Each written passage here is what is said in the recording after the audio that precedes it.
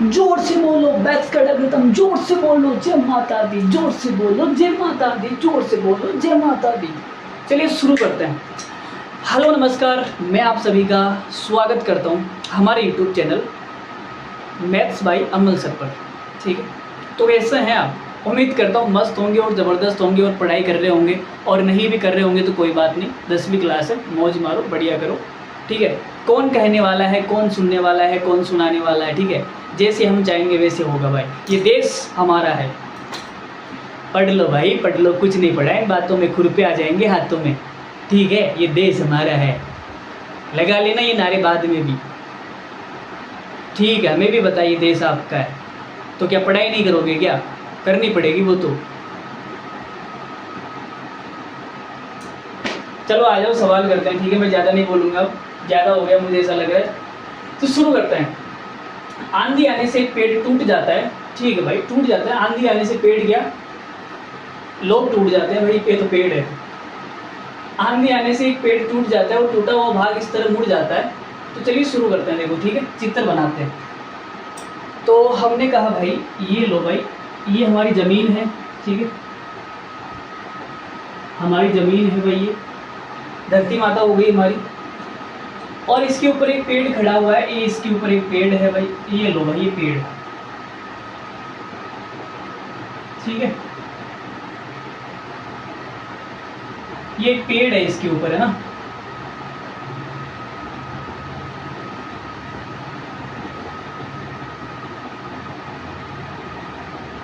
ठीक है भाई, ये पेड़ है।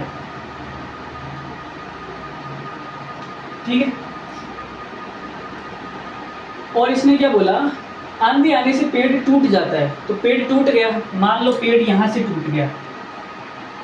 ठीक है, अब यहाँ से टूट गया तो ये तो जमीन में गड़ा हुआ है अभी भी, यहाँ से टूटेगा तो ये जो ऊपर वाला है, ऊपर वाला ये नीचे गिर जाएगा, ऐसे ऐसे नीचे गिर जाएगा, ऐसे नीचे गिर जाएगा। ठीक है, ऐसे गिरेगा। तो इसने बोला इस तरह पेड़ का जो शिखर है जमीन को छूने लगता है, पेड़ का शिखर, ये पेड़ का शिखर हो गया भाई ऊपर वाला बिंदु। ये शिखर होता है मार्कर का शिखर और मार्कर का पाद बिंदु।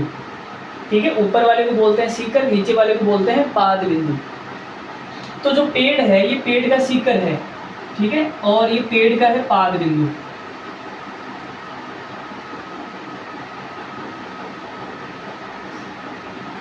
तो इसने बोला है शिखर जमीन को छूने लगता है, तो ये टूटेगा तो ऐसे गिरेगा, ऐसे गिरेगा। तो मान लो ये गिर गया, लो ठीक है, यहां से ऐसे गिर गया।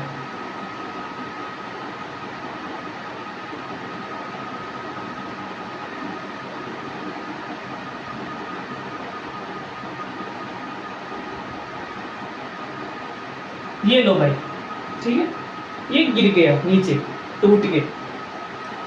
तो इसने बोला है जमीन को छूने लगता है, जमीन को छूने लग गया, और इसके साथ 30 डिग्री का कोण बनाता है।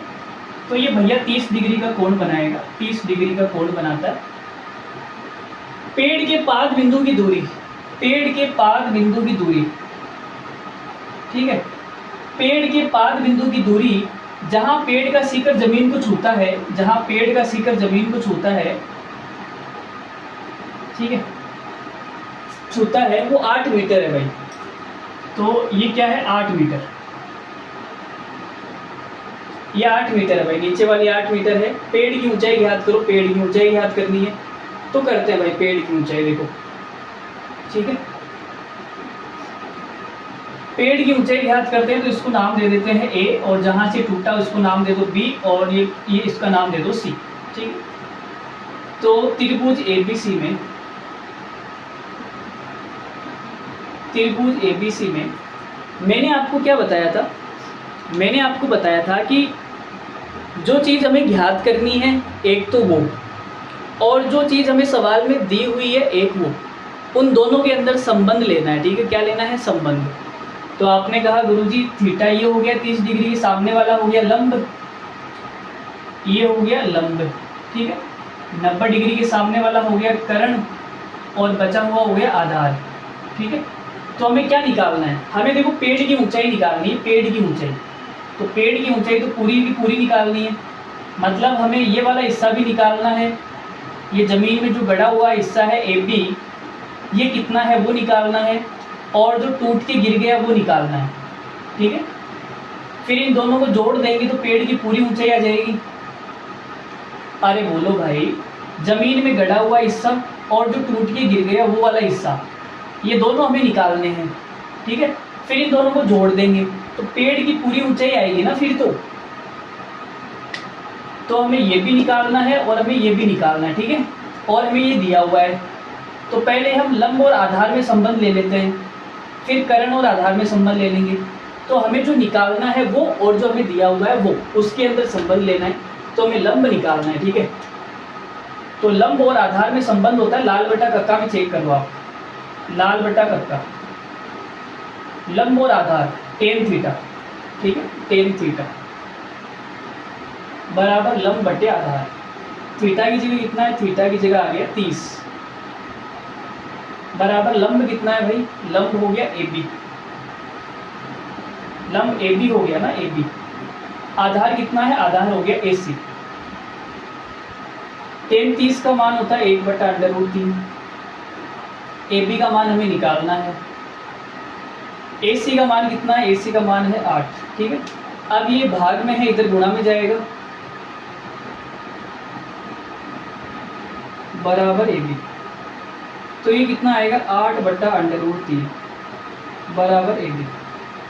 तो हमने AB का मान निकाल दिया, ठीक है। अब हमें वो टूटा वाला भाग और निकालना है। ये जो टूटा वाला भाग है हमें ये भी निकालना है,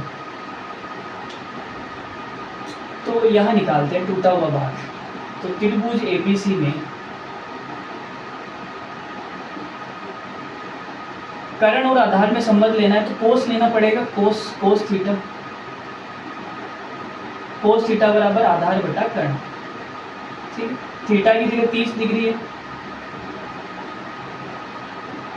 बराबर आधार, आधार कितना है 8, आधार की जगह AC लिख लो, आधार है AC बटा कर्ण कितना है, कर्ण है BC।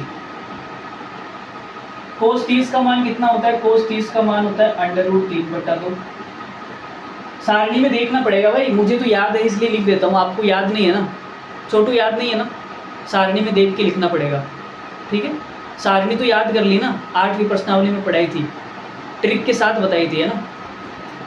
तो कोस 30 का मान √3/2, AC का मान हो गया 8/BC का मान हमें निकालना है, ठीक है भाई। तो ये BC को इधर ले जाते हैं, BC भाग में है ना, इधर जाएगा, ठीक है।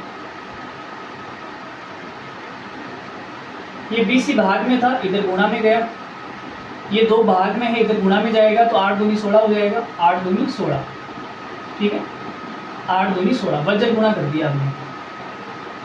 अब ये √3 गुणा में है, उधर भाग में जाएगा, तो BC बराबर कितना आएगा 16/√3। ये BC का मान आ गया भाई। अब पेड़ की ऊंचाई बतानी है, पेड़ की ऊंचाई,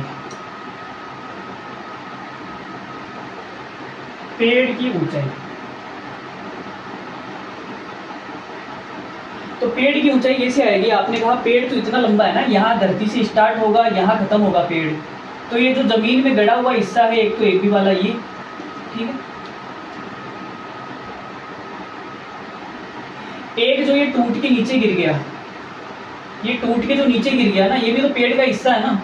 ये जो BC है, BC, ये BC नीचे गिर गया, ठीक है।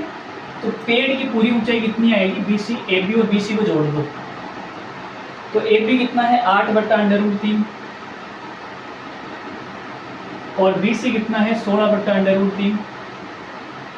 अब नीचे जब सेम होता है ना, नीचे सेम, देखो यहाँ भी √3, यहाँ भी √3, तो नीचे जब सेम होता है ना तो ऊपर वाली संख्या जुड़ जाती है, तो 8 और 16 कितना हो जाएगा 24/√3, ठीक है। ये हमारा उत्तर आ गया। लेकिन हमारे पास में क्या बेटा है छोटू, ये भैया उत्तरमाला में चेक करेंगे, मास्टर साहब ने गलत पढ़ाया है या सही पढ़ाया।